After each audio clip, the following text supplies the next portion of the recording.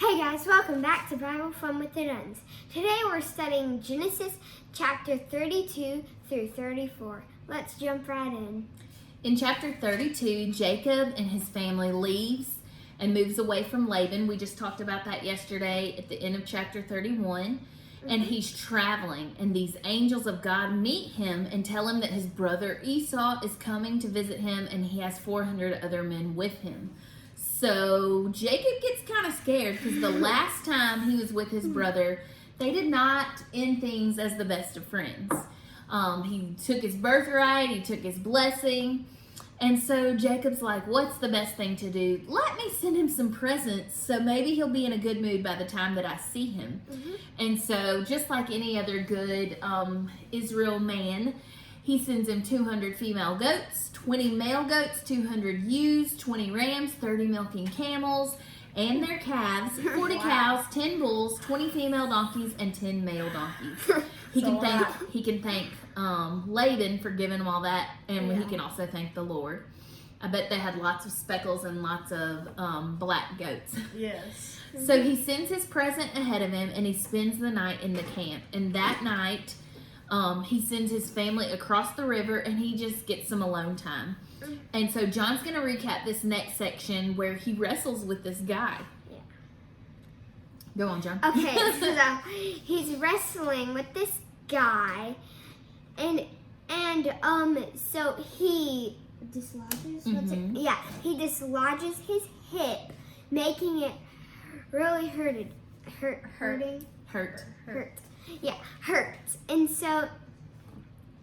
then he asks, "What is your name?" And so he said, "David." And then he changes. He said Jacob. Oh yeah, Jacob. Oh my gosh. It's okay. His name is Jacob. And so the guy, he changes Jacob's name to Israel. Isn't that right? Correct. Yeah, Israel. Correct. So they wrestled all night long, and which makes me think that Jacob's really strong. Did you have more to tell of the end of the story? No. Okay. And that's our crazy dog. Yes. So when this man does not defeat him, he doesn't defeat Jacob, this man touches Jacob's hip and he puts it out of socket. And he tells Jacob to let him go because Jacob's just like, won't let this guy go. But Jacob said, I'm not going to let you go until you bless me. And so the man, it makes me wonder if Jacob knew at that point who it was. But the man asks Jacob his name, and Jacob says, my name's Jacob. And then the man tells him, okay, now I'm going to give you a new name. Your name is no longer Jacob, now it's Israel.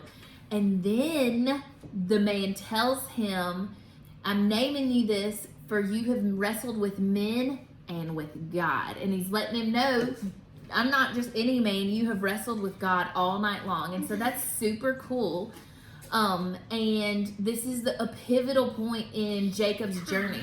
And I think not only does it represent their physical wrestling, like actual wrestling, but Jacob has had to wrestle with who God is his whole life. He knew he was Abraham, his grandfather's God. He knew he was Isaac, his father's God.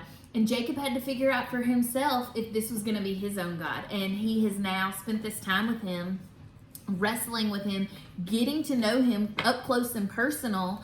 And he sees the love of God by God saying, you're no longer Jacob. Remember, his name was Jacob, which meant deceiver. God said, I'm changing your past. That is no longer who you are. You're now going to be called Israel. And he represents God's people. So then that moves on to chapter 33. So it's a new day. They wake up. And Jacob sees Esau coming. So he's far out and he can see him coming in.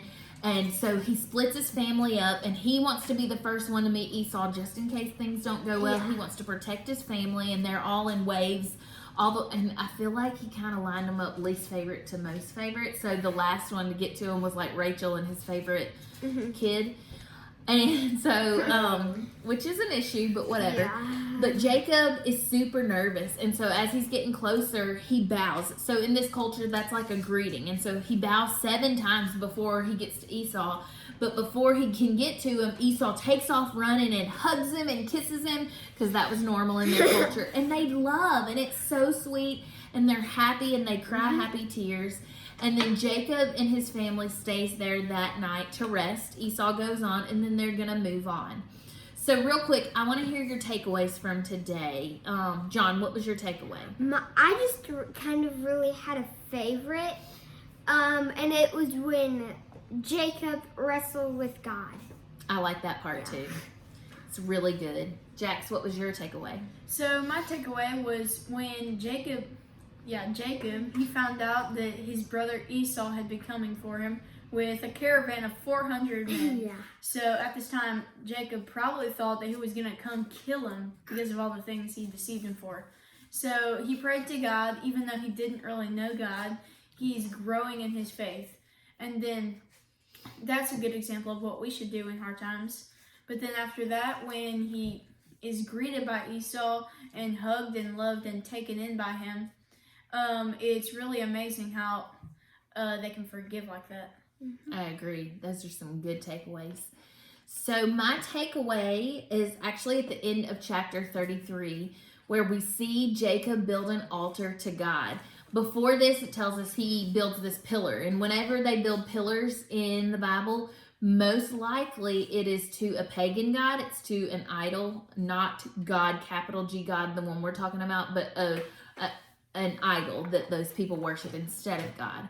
And so he has built some pillars before, but today he's wrestled with God, and now he's not building a pillar, he's building an altar to God.